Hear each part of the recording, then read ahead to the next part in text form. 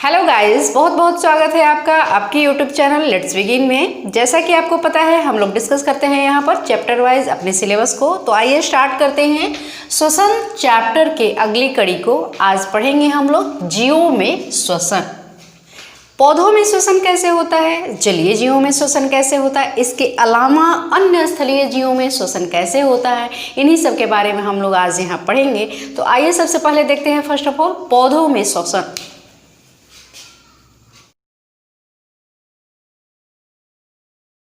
जैसा कि आपको पता है हमें स्वस्थ और निरोग रहने के लिए भोजन की आवश्यकता होती है। भोजन से हमें ऊर्जा मिलती है। ठीक उसी प्रकार पौधों को भी ऊर्जा चाहिए होती है बढ़ने के लिए, फूल, फल, नए शाखा व पत्तियों के लिए व खराब अंगों को दुरुस्त करने के लिए।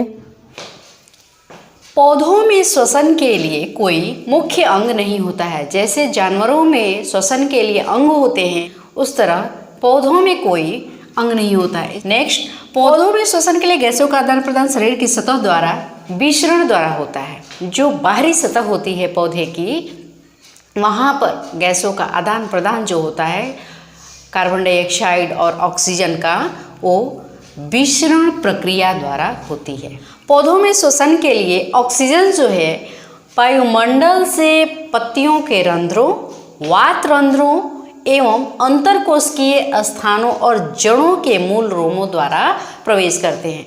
प्लांट के बॉडी में ऑक्सीजन कैसे इंटर कर रहा है, वो पत्तियों में छोटे छोटे स्ट्रक्चर्स जो है जिसको हम रंध्र कह रहे हैं, स्टोमाटा कह रहे हैं, उसके थ्रू पौधों के अंदर इन्हीं छिद्रों के द्वारा प्रवेश और निकास करती है। प्रकाश संश्लेषण प्रक्रिया के दौरान कार्बन डाइऑक्साइड हवा के माध्यम से पत्तियों के स्टोमाटा में प्रवेश करती है और ऑक्सीजन निकलती है, जो कि आप डायग्राम में देख रहे हैं। कार्बन डाइऑक्साइड पत्ती के अंदर एंट्री कर रही है और ऑक्सीजन पत्ती से बाहर निकल रही है, जो कि प्रकाश संश्लेषण प्रक्रिया के दौरान होती है। और वात रंध्र क्या होता है? ये पुराने वृक्ष जो होते हैं, उनकी जो पुरानी डालियां होती हैं, तने जो होते हैं, उनकी त्वचा जो होती है कड़ी हो जाती है, उस पर ये स्थित होते हैं। ये वातरंध्र पोर्स ये भी हैं, लेकिन ये कहाँ पर हैं? ये पुराने वृक्षों के तनों पर हैं। और अंतरकोशिकीय स्थान, दो कोशिका के बीच की जो गैप है उसको अंतरकोशिकीय स्थान बोल रहे हैं। इसके अलावा जो जड़ में बहुत फाइन्स हेयर लाइक संरचनाएं होती हैं उसको मूल रोम बोल रहे हैं, के द्वारा पौधे के शरीर में ऑक्सीजन का प्रवेश होता है। पौधे किस तरह से सांस लेते हैं? तो पौधों के शरीर में वायुमंडल से जो ऑक्सीजन है वो पत्तियों में छोटे छोटे स्ट्रक्चर्स जो है जिसको हम रंध्र कह रहे हैं, स्टोमाटा कह रहे हैं, उसके थ्रू, वात रंध्रों के थ्रू और अंतरकोशिकीय स्थानों, सेल के बीच में, कोशिका के बीच में जो स्थान है उसके द्वारा, और जड़ों के मूल रोमों द्वारा पौधे के शरीर में ऑक्सीजन का प्रवेश होता है श्वसन के लिए। पौधों का हमें शुक्रगुजार होना चाहिए क्योंकि पौधों से हमें भोजन मिलता है और सबसे बेहद जरूरी चीज़ ऑक्सीजन, जो कि हम सांस के द्वारा लेते हैं, जो कि हमारे जीने का आधार है। प्रकाश संश्लेषण के दौरान पौधे कार्बन डाइऑक्साइड अंदर लेते हैं और ऑक्सीजन छोड़ते हैं, और हम ऑक्सीजन अंदर लेते हैं और कार्बन डाइऑक्साइड छोड़ते हैं। प्रकृति ने क्या खूबसूरत तरीके से बांधा है ना हम सबको, इसलिए हम सबको पौधों की रक्षा करनी चाहिए और बहुत से पौधे लगाने चाहिए ताकि हमारी धरती हमेशा हरी भरी बनी। अब दिमाग में प्रश्न ये आता है कि जब पौधे विसरण प्रक्रिया द्वारा सांस लेते हैं तो जल में रहने वाले पौधे भी आपकी विसरण क्रिया द्वारा ही ऑक्सीजन को अपने शरीर में ग्रहण करते हैं और कार्बन डाइऑक्साइड को मुक्त करते हैं। पौधों में जो श्वसन की क्रिया होती है वो जंतुओं के श्वसन की क्रिया से बिल्कुल अलग होती है। किस तरह से अलग होती है, क्या अंतर है पौधों के श्वसन में और जंतुओं के श्वसन में, आइए देखते हैं। पौधों में जो श्वसन होता है जड़, मूल रोम, जो कि अभी बताया मैंने मूल रोमों द्वारा होता है, तने में वातरंध्र होते हैं और पत्तियों में रंध्र होते हैं, इसके द्वारा पौधों में श्वसन होता है, जबकि जंतुओं में श्वसन फेफड़ों के द्वारा होता है। दूसरा अंतर है पौधों में जंतुओं की तरह गैसों का परिवहन नहीं होता है। जो जंतुओं में गैसों का परिवहन होता है वो सिस्टम यहाँ पर पौधों में नहीं होता है।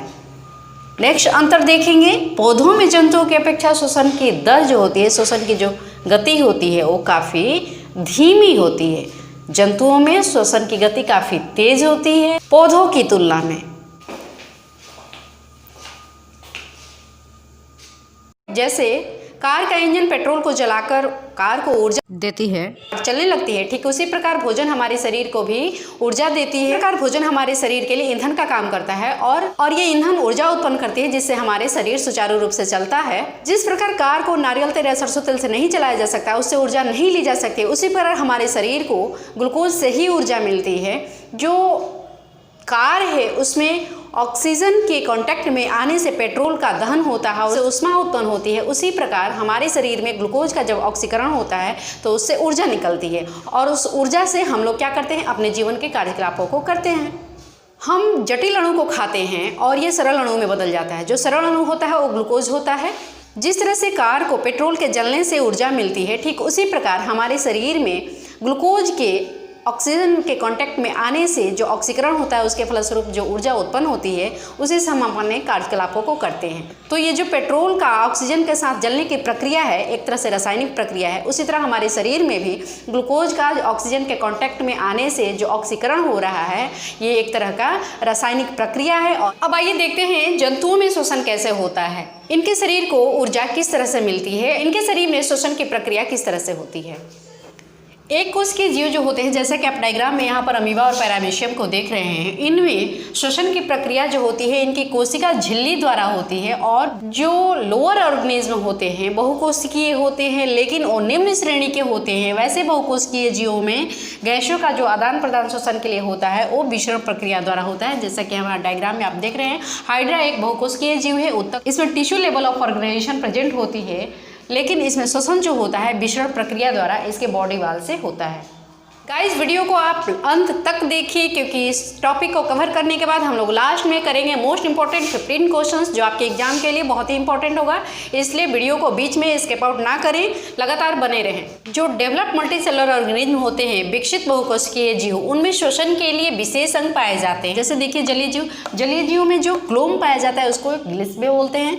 एक मेढक ऐसा जलीय जीव है, इसको जलीय भी पूरा नहीं कर सकते क्योंकि स्थल पर भी रहता है, तो जल और स्थल दोनों पर जो है उसको उभयचर कहते हैं। तो इसलिए मेढक जो है उभयचर प्राणी है। इसमें जो श्वसन की क्रिया होती है, जब ये छोटा होता है तो गिल्स के द्वारा होती है और जब बड़ा हो जाता है तो फेफड़े के द्वारा इसमें श्वसन की प्रक्रिया होती है और साथ साथ त्वचा से भी ये श्वसन करता है।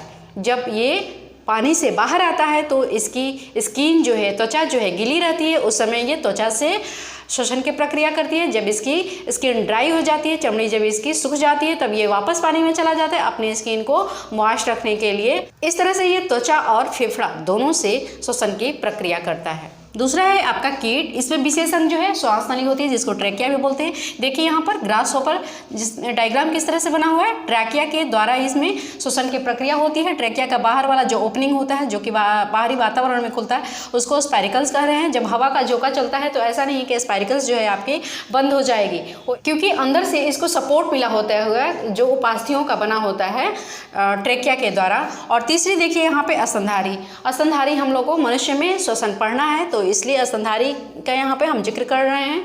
स्तनधारी में जो श्वसन की प्रक्रिया होती है फेफड़ों द्वारा होती है, हम स्तनधारी हैं। तो इस तरह से मानव में श्वसन पढ़ेंगे हम लोग, तो वहाँ पर फेफड़े का पूरा डिटेल स्टडी करेंगे। जलीय जीव जो होते हैं पानी में घुली हुई ऑक्सीजन से सांस लेते हैं। जैसा कि आप डायग्राम में भी देख रहे हैं, पानी में जो घुली हुई ऑक्सीजन की मात्रा होती है वो वायुमंडल के ऑक्सीजन की मात्रा से काफ़ी कम होती है। इसलिए जो जलीय जीव होते हैं उनमें श्वसन की प्रक्रिया काफ़ी तेज होती है।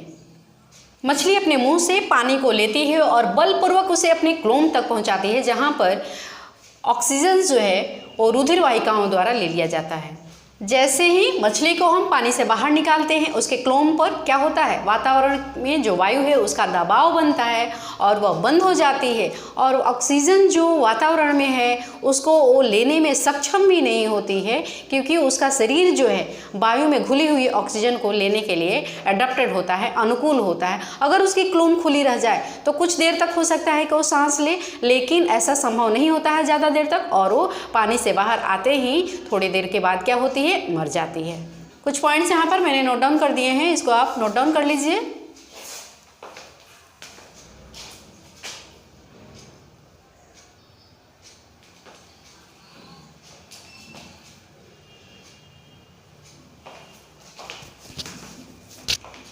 देखेंगे यहाँ पर स्थलीय जीव श्वसन के लिए वायुमंडल के ऑक्सीजन का उपयोग करते हैं। जो हमारे वातावरण में वायुमंडल में ऑक्सीजन है चारों तरफ फैली हुई, उसी का प्रयोग श्वसन प्रक्रिया के लिए करते हैं स्थलीय जीव। विभिन्न जीवों में ऑक्सीजन भिन्न भिन्न अंगों द्वारा अवशोषित की जाती है, जो कि अभी हमने पहले देखा। कीटों में किस तरह से होगा, क्या अंग वहाँ पे विकसित है, इसके अलावा अन्य जीवों में कौन सा अंग विकसित है। इन सभी अंगों में एक रचना होती है जो उसकी सतही क्षेत्रफल को बढ़ाती है। जितना ज़्यादा सरफेस एरिया होगा, जितना ज़्यादा बड़ा सतही क्षेत्र होगा, उतनी ज़्यादा ऑक्सीजन का अवशोषण आसानी से होगा और ऑक्सीजन बाहुल्य वायुमंडल के संपर्क में ये सतही क्षेत्रफल जो होता है बना रहता है, उसके संपर्क में बना रहता है, जिससे कि आसानी से ऑक्सीजन को ले सके। ऑक्सीजन और कार्बन डाइऑक्साइड का विनिमय, ऑक्सीजन और कार्बन डाइऑक्साइड का एक्सचेंज जो होता है, इस तरह से आदान प्रदान जो होता है, इसके आर पार होता है। किसके आर पार? उस सतही क्षेत्रफल के आर पार होता है। और इसलिए जब आर पार होना है इस सतह के द्वारा, तो ये सतह कैसी होनी चाहिए? बिल्कुल पतली होनी चाहिए ना, और मुलायम होनी चाहिए। देखिए यहाँ पर लिखा हुआ है, यह सतह बहुत पतली और मुलायम होती है। इस सतह की रक्षा के उद्देश्य से शरीर के अंदर अवस्थित है। चूंकि बहुत ही मुलायम है, बहुत ही ये पतली है, तो इसके डैमेज होने का खतरा बना रहता है, इसलिए ये शरीर के अंदर अवस्थित होती है। तो जब ये शरीर के अंदर अवस्थित है, तो इसके अंदर वायु को आने के लिए कोई मार्ग होना चाहिए ना। अतः इस क्षेत्र में वायु के आने के लिए रास्ता होना चाहिए। अब कौन सा रास्ता है? फेफड़ों में किस रास्ते है वायु एंटर करेगी, इसको हम लोग देखेंगे अगली क्लास में। अभी आइए, जो भी हमने यहाँ पर स्टडी किया इसी से रिलेटेड इसमें कौन कौन से क्वेश्चन बनते हैं, क्या क्या क्वेश्चन यहाँ पे संभावित है, उसको आइए देखते हैं। लगातार 15 क्वेश्चंस देखने के लिए आप बने रहिए हमारे साथ। आइए देखते हैं पहला क्वेश्चन जो है, इनमें सामान्यतः किसका उपयोग कोशिका द्वारा ऊर्जा उत्पादन के लिए होता है। बच्चों, ये वही क्वेश्चंस है जो हमने अभी पौधों और जंतुओं में श्वसन को स्टडी किया, उसी से रिलेटेड वहीं पे क्या क्या क्वेश्चंस जो हैं हमारे एग्जाम्स के लिए बनते हैं, वही क्वेश्चंस यहाँ पे मैं डिस्कस कर रही हूँ आपके लिए। तो आइए देखते हैं, इनमें सामान्यतः किसका उपयोग कोशिका द्वारा ऊर्जा उत्पादन के लिए होता है। पहला है अमीनो अम्ल, वसा अम्ल, ग्लूकोज और घ है सुक्रोज। आंसर क्या होगा इसमें आपका? ग्लूकोज। ग्लूकोज का उपयोग जो होता है वो कोशिका के लिए होता है, जिससे कि ऊर्जा का उत्पादन होता है। सेकेंड क्वेश्चन है, पौधों में किस क्रिया के द्वारा बाहरी वातावरण से ऑक्सीजन कोशिकाओं को पहुंचता है। इसमें क्या आंसर होगा आपका? कौन सी क्रिया द्वारा बाहरी वातावरण से ऑक्सीजन शरीर में प्रवेश करता है, कोशिकाओं तक पहुंचता है? विसरण प्रक्रिया द्वारा। देखते हैं तीसरा क्वेश्चन, श्वसन की क्रिया में खाद्य पदार्थ का क्या होता है? संश्लेषण, दहन, विघटन, परिवर्तन। बताइए क्या होता है? वेरी गुड, विघटन होता है। जो भी हम खाते हैं, सबसे स्मॉलेस्ट पार्टिकल क्या होता है? ग्लूकोज, है ना। तो इस जो भी हम खाद्य पदार्थ खाए वो ग्लूकोज में परिवर्तित हुआ। कैसे हुआ? विघटन के द्वारा हुआ। अगला क्वेश्चन देखिए, पौधों में गैसों के आदान प्रदान के लिए रहते हैं क जड़, ख रंध्र, ग तना और घ टहनी। कौन सा ऐसा है इसमें ऑप्शन आंसर जो कि आदान प्रदान करता है गैसों का पौधों में? बताइए। वेरी गुड, रंध्र होता है, जिससे कि गैसों का आदान प्रदान पौधों में होता है ना। चलिए, वेरी गुड। देखिए अगला क्वेश्चन जो है यहाँ पर फिल इन द ब्लैंक से भरना है। क्या भरेंगे यहाँ पर? श्वसन एक ब्लैंक स्पेस प्रक्रिया है। कैसी प्रक्रिया है ये? अपघटन की प्रक्रिया है। क्या होता है इसमें? जटिल अणु छोटे सूक्ष्म अणुओं में टूटता है, ग्लूकोज में टूटता है, जो कि एक विघटन की प्रक्रिया है। यहाँ पर हमने देखा है ना। श्वसन की क्रिया में खाद्य पदार्थ का क्या होता है? विघटन होता है। और ये विघटन जो होता है कार्बोहाइड्रेट का ग्लूकोज में, तो ये प्रक्रिया जो होती है कैटाबोलिक प्रोसेस होती है, और इसको क्या कहते हैं? अपघटन कहते हैं। नेक्स्ट क्वेश्चन देखिए, श्वसन प्रक्रम में ग्लूकोज का होता है। क्या होता है? यहाँ पर भरना है खाली स्थान में। क्या भरेंगे यहाँ पे? श्वसन प्रक्रम में ग्लूकोज का ऑक्सीकरण होता है ना। ग्लूकोज जो है ऑक्सीजन के कांटेक्ट में आकर के ऑक्सीडाइज होता है और क्या प्रोड्यूस करता है? एनर्जी, ऊर्जा का उत्पादन करता है। इसलिए ग्लूकोज क्या है यहाँ पर? ऑक्सीजन के साथ ऑक्सीकरण होता है। नेक्स्ट क्वेश्चन देखिए, कीटों में ब्लैंक स्पेस में हीमोग्लोबिन या उसके जैसा श्वसन रंजक नहीं होता है। जो इंसेक्ट होते हैं, कीट होते हैं, उसमें श्वसन अंग कौन सा होता है? ट्रैकिया होता है।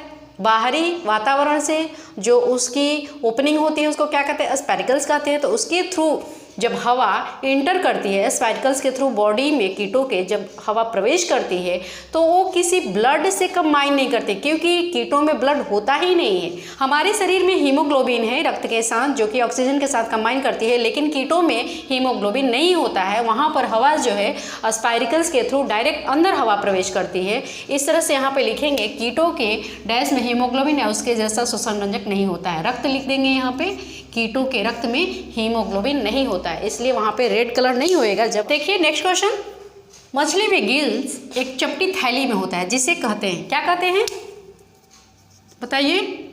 वेरी गुड, गिल कोष्ठ कहते हैं, जहाँ पर गिल्स अवस्थित होते हैं। देखते हैं अगला क्वेश्चन, पौधों की पत्तियों में स्टोमाटा कहाँ स्थित होता है? बताइए कहाँ स्थित होता है? वेरी गुड, निचली सतह पर। अगला क्वेश्चन देखते हैं। गाइस वीडियो को लाइक करना ना भूलें, इसे लाइक एंड सब्सक्राइब करते रहें। देखिए क्वेश्चन जो है अगला, पौधों में श्वसन गैसों का आदान प्रदान किन अंगों से होता है? क्या लिखेंगे? रंध्रों द्वारा। आपकी हर एक लाइक हमारे उत्साह को बढ़ाती है, जिससे हम आपके लिए और अच्छे अच्छे इस तरह से वीडियो बनाते रहें, इसलिए आप लाइक एंड सब्सक्राइब करते रहें। वीडियो को ज़्यादा से ज़्यादा अपने फ्रेंड सर्किल में पहुंचाते रहें। आइए नेक्स्ट क्वेश्चन देखते हैं, पौधों में गैसों का विनिमय किस क्रिया से होता है? बताइए, पौधों में आदान प्रदान जो होता है किस प्रक्रिया से होता है?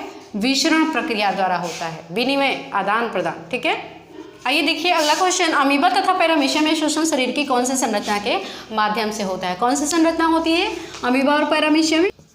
कोशिका झिल्ली के द्वारा श्वसन की प्रक्रिया होती है ना। गाइस क्वेश्चन को देखकर आपको पता चल रहा होगा कि जो भी अभी आपने स्टडी किया उसी से रिलेटेड ये सारे क्वेश्चंस हैं। आपको अपना एक तरह से इवैल्यूएशन भी हो रहा है कि अभी आपने इतने टाइम में क्या कुछ लर्न किया। तो आइए देखते हैं, मछलियाँ किस अंग के द्वारा श्वसन करती हैं? तो क्या आंसर होगा? गिल्स के द्वारा, है ना। देखिए अगला क्वेश्चन कह रहा है, स्थलीय कीटों में पाए जाने वाले श्वसन का प्रकार क्या कहलाता है? स्थलीय कीटों में किस तरह का श्वसन होता है? ट्रेकिया के द्वारा होता है। तो यहाँ पर आपसे प्रकार पूछा जा रहा है, तो क्या लिख देंगे? ट्रैकियल श्वसन लिख दीजिए।